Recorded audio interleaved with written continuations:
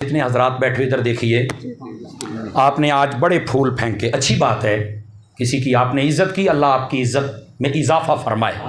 लेकिन इधर देखना, अगर ये जो फूल आपने 2-4 हज़ार 5 हज़ार के लिए हैं, बेहतर होता कि आप इन फूलों के राशन खरीद के किसी एक गरीब के घर में दे देते।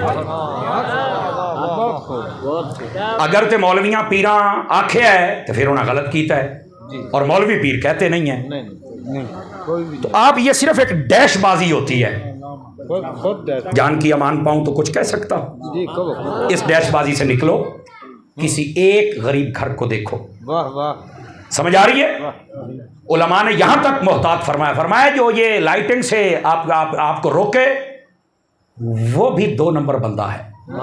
हाँ, अगर वो ये कहे कि यार हम थोड़ा लाइटिंग घट कर लेते, करेंगे जरूर, लेकिन आधे की लाइटिंग लेके आधा हम किसी गरीब को दे देते हैं, तो फरमाया फिर कमाल ही हो जाएगा।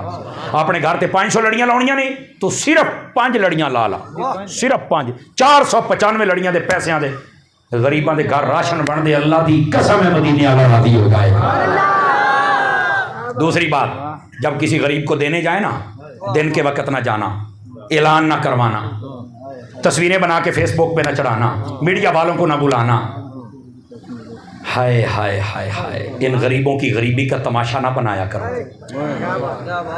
गरीबों की गरीबी का तमाशा ना बनाया करो। हैं बहुत ज़्यादा, यकीन करें, हम जितने लोग बैठे हैं ना, अगर हम देख लें अपने रिश्तेदारों में और हम देना शुरू कर दें जिनको अल्लाह ने मालो दौलत दिया है, हमारे मुआशरे में कोई गरीब रह ही नहीं सकता।